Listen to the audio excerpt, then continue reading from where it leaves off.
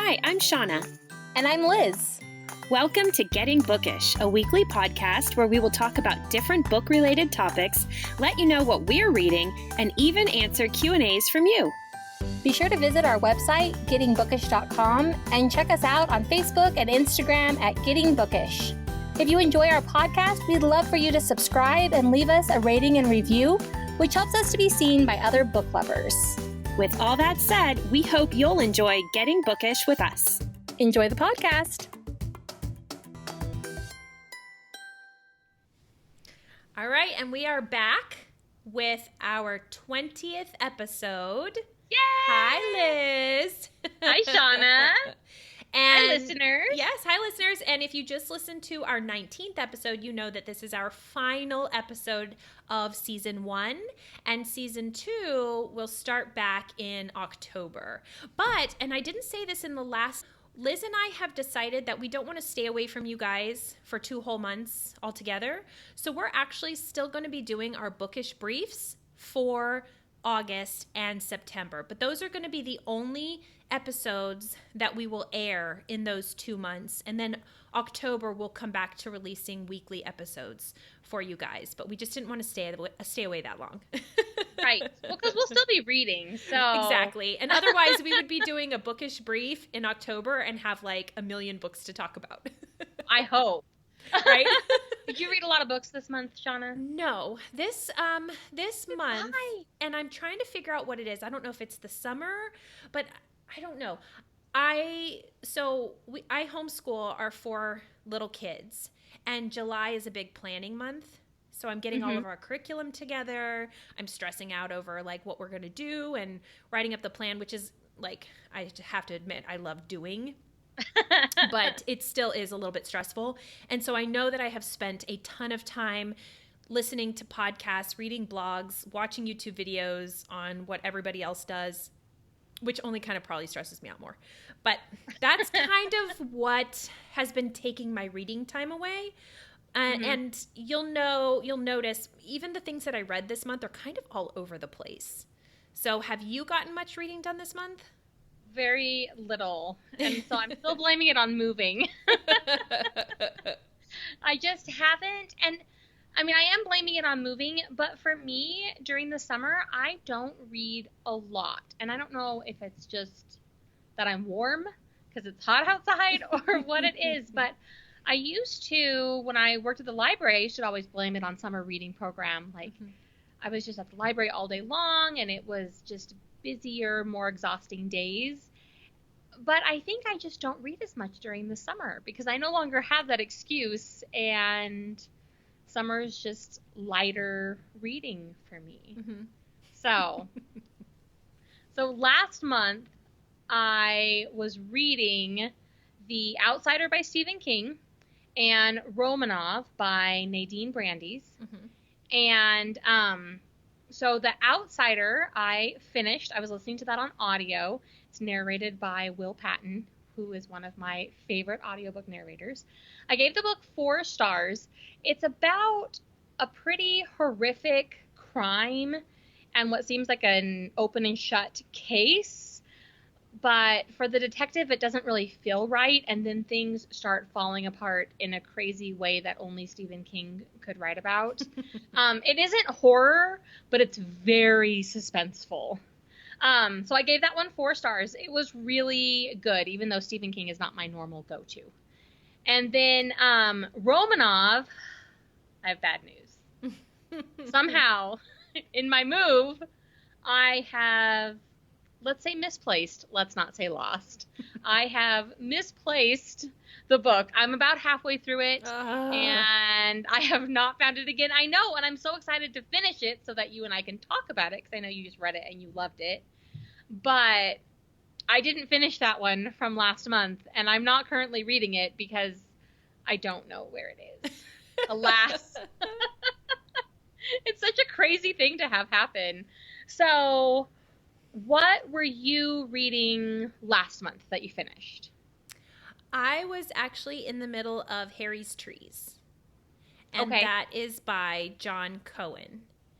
And I read this because it was recommended by a couple people. It was talked about a lot at our literary society. Wasn't it one of the book club books from Modern Mrs. Darcy earlier this year? I think it was. Yes, Yeah. it was. And I DNF'd. Oh, no. Mm-hmm. 33%. So I got a third of the way through. I feel like that was a pretty good shot. And, you know, it's about a tragic loss that two separate couples have in their lives, and then they come together. And it's kind of I've heard people call it magical and whimsical, and I just could not get into it. And I tried. I really wanted to be in the in crowd of this book. Right. And I was just bored. And it just was not the book for me. So as far as books read for the month of July, what do you have? Not many, but let's talk about them. So the first book that I read that I had never read before, which might be surprising to all of my fellow Potterheads, but it's Fantastic Beasts and Where to Find Them. I didn't even know you were reading that. It's a really short little book, and it's actually like the beginning part is like an introduction, and it talks about Newt. And then the book itself is more of a guide to the different magical beasts. Oh, wow. And so I've had this book for a while because it came out in this new gorgeous edition before the movie came out. And I hadn't really read it. It was more like something I felt like I needed on the shelf. Mm-hmm. But I saw that the audio is read by Eddie Redmayne, who plays Newt in the movie. And so I listened to it, and I really enjoyed it. Like, just the way, like, he describes the animals. It really felt like Newt was reading his own book aloud, cute. Which made it really fun. So that was a really fun one that I listened to this month. It's a pretty short, fast read. The next one I listened to was not fast at all. It is The Witch Elm by Tana French. It came out last year, and I never read anything else by her. It's not my normal go-to genre. Contemporary fiction just isn't my normal cup of tea. But it's about this man named Toby, and he's just very fortunate. Like, everything just works out for him. He's pretty charming. He grew up upper middle class. Like, and all of his friends see this, and he doesn't see it at all. He's like, what are you talking about? Like, I work hard, and that's why I get all these promotions at work. And they're like, no, you're like the luckiest person ever. And so it ends up being that something catastrophic happens to him. And his life doesn't seem quite so charmed anymore, and he has a really hard time reconciling with that. But then, while he's staying out at his family's property, he finds a skull underneath a witch elm. And that's kind of really where the story starts. Unfortunately, that's more than 50% of the way into the book. And it kind of makes him question everything and kind of have to figure out, like, what has his life been like so far? Which was the book was very interesting, which I'm not sure is the best way to describe a fiction book, or the most flattering way to describe a fiction book. I gave it 3 stars. I struggled. It felt long, which, again, is not the way you want to describe a book. It felt long. But I think it was more that it was contemporary fiction, which isn't my favorite, than the fact that it wasn't a good book. Because I hear wonderful things about it from people, which is why I read it, but not necessarily my favorite. So then, books 3 and 4 that I read this month were the same book. So The Raven Boys is one of my favorite books by the author I identified on our last podcast as being my favorite author, Maggie Stiefvater. She wrote this book. It's a part of the Raven cycle. And right now I read YA, which you can find on Facebook and Instagram. They're doing a huge reread right now of this series because there's a kind of break-off series that's coming out in a couple of months. And so right now they're doing this big reread, and my friend who also loves this book, we're super obsessed. We're both reading it, and we both finished it, and we're like, it's not time to start the next one yet. Let's read it again. So you literally read it back to back. Yep, both of us did. Wow. And we obsessively talk about it on Marco Polo together. Wow. We feel like we could, those expert classes that you can take, that you take a class from the master. We feel like we could teach one of those master classes on this book. I feel like I need to read it. You do. It's so good. It's also very hard to explain, I think, because I'm very emotionally attached to it. But no, maybe I don't. What if I don't like it? If you don't like it, I will not hold it against you. But but it really is so good, and the narrator is fantastic. So if you wanted to listen to it, again, it's actually read by Will Patton, who read the Stephen King book that I read. But so the book is very difficult to explain. I really think that it kind of centers around friendship, even though the plot of the book is they're on this magical quest. But it's just magic on paper. It draws you in. That is book 3 and 4. I'm counting both reads because I read it both times. What did you read? Did you read anything twice? No, I did not. Fair. But I'm very tempted by your book. I am. This one is No Exit by Taylor Adams. And which, little side note here, the whole time I was reading it, I thought Taylor was a girl. And then I get to the end of the book, and Taylor is a guy. And not that that has literally anything to do with the story, but I like to just always think, oh, wow, okay, this is from a woman's perspective, and how did she write this book? And then I was like, oh, I've been tricked. This is, again, it has nothing to do with the story or anything. I don't know why I was thinking Taylor for a girl. So anyway, this book, suspense, thriller, murder mystery, this is not my cup of tea whatsoever. No, I couldn't sleep at night. I finished this at 2:00 in the morning. So it's about this girl that stops at a rest area because there's a blizzard. And so she's stuck there with 4 other people. And they're going to have to be there all night. And she goes outside to try to get cell service. She can't get cell service. On her way back into the little rest area that they're all in, there's a van. She walks behind it and she just glances in and she sees a little girl who's probably about 7 in a dog crate locked inside the back of this van. And she just sees her hand for a second and then disappears into the darkness. And she's like, did I really just see a small child? That just gave me chills. Yeah. So she goes back into the rest area and she's now looking around like, one of these people is a kidnapper that I'm stuck here with. And so she keeps trying to find excuses to get out to the van, to try to get this girl out. And then it just escalates into this absolute nightmare. So I just want to warn you, not spoilers, but there is very heavy-handed, detailed human mutilation, torture, very graphic details.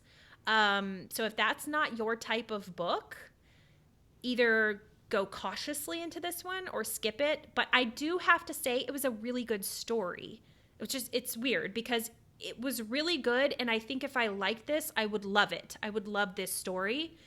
But it was just too harsh for me. I finished it and I gave it 4. No, I gave it 5 stars. I gave it 5 stars for what it was. But I just couldn't do it again. I could not reread this book. It's one of those oh my goodness, can anything else worse happen? Oh, yep, turn the page. It's just about to get worse. So, yeah. The next one that I decided to read, I had to really totally take a different path because I needed to bring myself down off of that. I just my brain was just not settling from that very scary book. So I read The Guernsey Literary and Potato Peel Pie Society. Have you heard of this? Aw. Yes. This I haven't is read it. by Marianne Schaefer and Annie Barrows. So this book is what you would call an epistolary novel. So it's told in letters. Mm-hmm. And I thought that would be really hard to read. I mean, it's all letters. There's no other narration or anything. It was so much fun. It was so much fun. It was almost like reading diaries and just seeing little clips. And she was able to make the characters very rich. And I loved that because I feel like it could go horribly wrong by just like little pieces, and you can't describe any, but I think she did such a phenomenal job. It was very cozy and delightful for having like the backdrop of post World War II, setting. And it's about the island of Guernsey, which is in the Channel, kind of right between like England and France, and this little tiny island that the Germans occupied, and just kind of about how they got on in that, during that time. And they formed this literary society so that they could come together and have evenings together. They had to create something, so they made up this, fictitious literary society, but then they actually started reading together, and it turned into a legit literary society, and then they all just became friends over these books and stuff. So the next one, I don't even know. I was at the library to get Sarah's Key, and that's by Tatiana D. Rosnay. And right next to it, because I got Sarah's Key, right next to it was another book that she wrote. And I was like, well, I'll just get this one too. And this is called A Paris Affair, if you can see that. And I was like, well, I don't know. It's not a terribly long book, and I've never read this author before. So let me read this little shorter book before I read Sarah's Key, which is what she's really known for. Mm-hmm. I don't even know. I'm so confused. It's a short story. It's a book of short stories of affairs, and like really terrible. Not that any affair is a good affair, but I mean, it's like these very weird, like,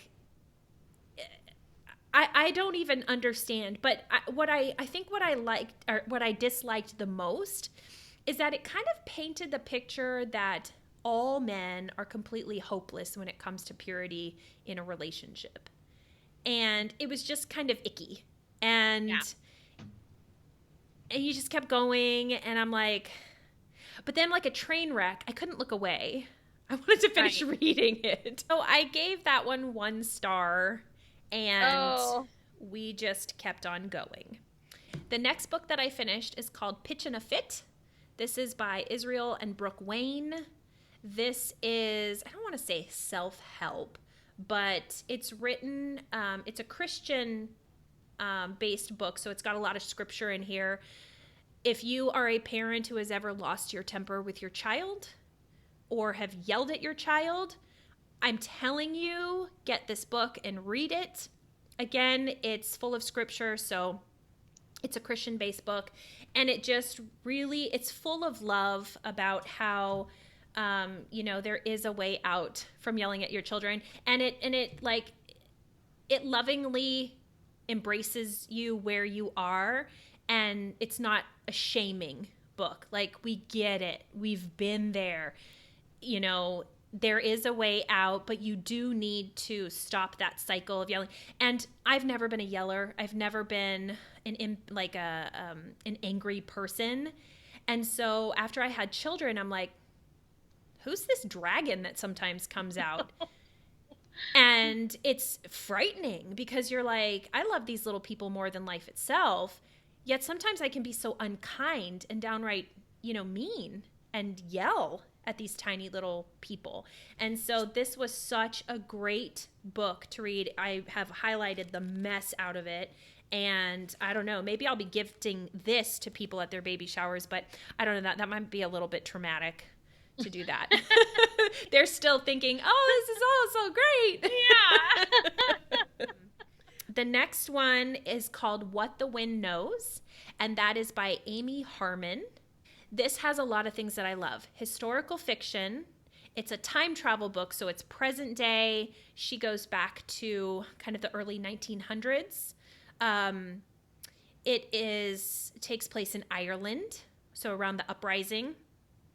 And those give me all sorts of like exciting things about, like, I just love books like that, like Outlander, how she goes back into this other time. And there's this very shocking family connection that you learn about.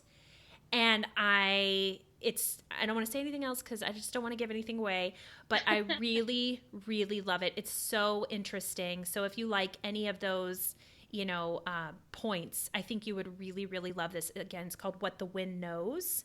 My last book is The Tale of Despereaux, and this is by Kate DiCamillo.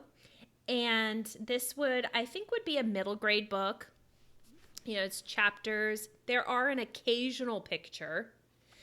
And we started reading this book because we loved Because of Winn-Dixie. I feel like if I had read it first, I may not have read it to the kids just yet. I have 5-year-old twins and 7-year-old twins. There's a little bit of scary stuff in there. So if you are a parent of young ones, just kind of look up some of the spoilers if you haven't read it. I will say there's some abuse towards a young girl, and that was pretty heavy when we ran into it out of nowhere, and then I had to do some explaining. Uh-oh. Yeah. Have you read it? Uh-huh. Okay. Yeah. On the other hand, my bleeding heart children were cheering when the good things would happen. And we had some good discussions out of it. It's a wonderfully written book. And one of the things that I love most about it is that she talks to you in the book. She calls you reader. So at the end of chapters, she'll say, and you know what, reader? That little mouse, and all this stuff. And she goes into it. And I just think it's so cute. And the kids get all excited. Like, what is she going to tell me right now? This is good overcoming evil. Grace shown to those even that hurt you. Strength and bravery, no matter how small that you feel. So I think it's a really good book. But just be aware for your littles and, kind of their sensitive souls. So those are the books that I have read. And let's see what you are currently reading. So I am currently reading The Beholder. Ooh, cool This cover. I know, isn't that awesome? Yeah. This is by Anna Bright. It's YA fantasy, but it's even cooler than that. It has a lot of allegory. The characters have names of famous authors, like there's Homer, and there's Lang, and there's Grimm, and all of these people who wrote like folk and fairy tales. Oh, how fun. And I don't think it's them, but the characters are named after them, and there's a lot of, like, you can see, like, oh, that reminds me of Snow White, and oh, that reminds me of Cinderella. So I'm about halfway through it. It's been really fun so far. I'm excited to see how all of those different things kind of get pulled together, but it's about this girl named Selah, and she's like the princess in her country, but they don't call it that. And she goes and she chooses someone to become betrothed to, and he turns her down. This happens like in the first chapter. And she's like, what? But she has to get engaged. Like, it's time, it's custom. And so her stepmother, in true evil stepmother fashion, sends her on this like impossible journey to go and find a husband from like a different kingdom. So she gets on this ship, which is called the Beholder, and she is off on this journey, and she's told that she can't come back until she's engaged. She can't come home. And then the other book, so I'm reading this one, and the book that I'm listening to is The Dream Thieves by Maggie Stiefvater, because that is book 2 in our reread. And one of the boys in the books, his name is Ronan, and he has had a pretty rough go of things so far. The characters are all seniors, or they're about to be seniors in high school. And so this book focuses more on what he is and what he can do. And I'm just going to kind of leave it at that because I don't want to give any spoilers for the first book if no one's read it yet, like you.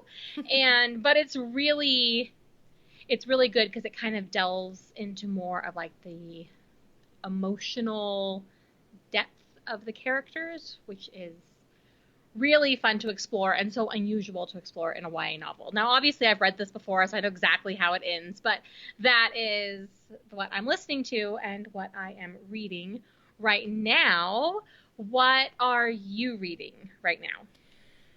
Okay, so I'm currently reading another book of the month pick, and it's actually a July one, so it's a current one. Now, I got this one without reading what it was about.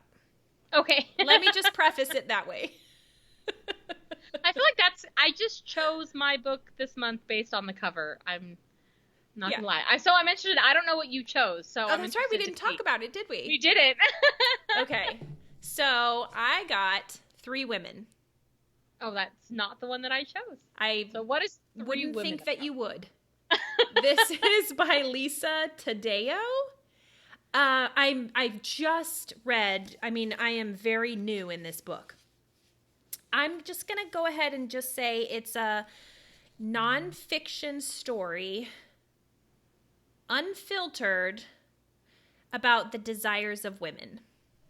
Okay. We're going to leave it there. And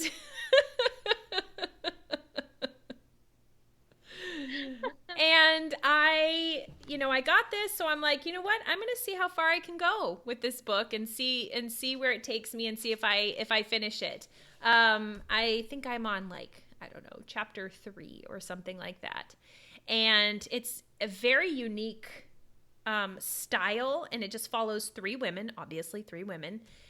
And I guess she went around and interviewed or looked into hundreds of women across the world, different cultures, different ages and backgrounds and all this stuff, and settled on these three women who were willing to be completely open and very unfiltered about certain areas of their life. And so we'll see what happens. But this is not a book that I would go out and look for. I feel like my reading this month has been kind of all over the place. And I'm hoping to kind of get back on track next month because I feel a little like off balance, with my reads. And so I'll just go right into my pick and skip of the month. What were your faves and your not so faves? Well, I'm going to obviously, for my skip, I'm going to go with A Paris Affair. Was that the name of it? A Paris Affair. I would skip that in a heartbeat. There was no point to it, and I don't know. Skip. My pick, do I go with the book that tells me not to yell, or do I go with my Guernsey Society? I think I'm going to go with Guernsey Society. I just thought it was such a wonderful book. The characters were so, I felt like I knew them. And I really loved reading books in the letter diary form. I thought that was so unique and fun. So that's my pick and my skip. What would be yours? Okay, so my pick of the month is so obvious. I read it back to back. And then I have to be honest and say that this was probably my 6th and 7th time reading this. So it's not like this was the second time I read it and then I read it 2 times in a row. No, I've read this book many, many times. It's very good. Everyone should read The Raven Boys. It's fantastic. Just the character development. So good. Okay, so enough gushing over The Raven Boys. That is my pick. My skip of the month, I'm struggling a little bit between The Witch Elm, which felt so long, and The Outsider by Stephen King, which I enjoyed, but I actually think I'm going to choose The Outsider. Oh. And this is why. So I was talking with several people at the bookstore about having just read The Outsider, And they were like, no. Like, these are the Stephen King books you need to go and read if you're going to read Stephen King. Because I guess he was in an accident. Stephen King himself was in an accident. Okay. And they said that his writing style has changed. Oh. And so every Stephen King fan I talked to was like, don't read that. Wow. And so I guess that's my skip of the month. Even though I enjoyed the book, I think that if you are a true Stephen King fan, I mean, what everyone told me was that's not the one. Pick something different. So, so even though I enjoyed it, I think that's my skip. Okay. For the month. You're going to pass on that advice to our listeners. I'm going to pass on that advice to other people. Pick a different one. Awesome. Well, like we said in our last podcast, this is our final podcast of our season. We will be back next month, but just for our bookish brief of August. And then again for our bookish brief in September. And then we will pick up our normal weekly podcasts in October. And it's exciting because in August we'll get to find out how much of the 3 Women book Shawna read. Oh, goodness. Well, join our Facebook group, Getting Bookish, and our Instagram, Getting Bookish. And I probably will post it there. Maybe. Yeah. Well, we will be waiting. It depends on how risque it is. If I want to, like, admit that I read it or not. I don't know. Might be one of those guilty pleasures. I love it. Well, we are so thankful for everybody who joined us for our first season. Yes. This has been so much fun, and we have learned a lot about podcasting and about each other and our bookish interests. And so we definitely don't want to lose touch with you guys, so we'll still be posting on Instagram and Facebook during our little break, which isn't much of a break. We'll be recording all the future podcasts. Yes. So. And again, we do want to remind you that we would love to have you on our show as just an everyday reader. There are no requirements that you have to fulfill except for that you like to read books. And even if it's our same genre that we love or a completely different genre, comic books, graphic novels, any other type of reading, or like Liz had said earlier, political books. Political books, we should probably right? talk to somebody who likes political books. Right. I don't. No. If you would be willing to chat with us, we would love to have you on our show just to give our listeners another perspective on books and more recommendations, and to help Liz and I maybe open our reading boundaries to new things. So please contact us and we will get you set up with getting on the show. Yay! I think Thanks that's so much it. for listening. Yes. Goodbye, season 1. Yay! Bye! Bye. Thanks for listening. We hope you enjoyed hanging out with us. Don't forget to check us out on social media and subscribe to our podcast so you don't miss out on any of the fun. See you next week.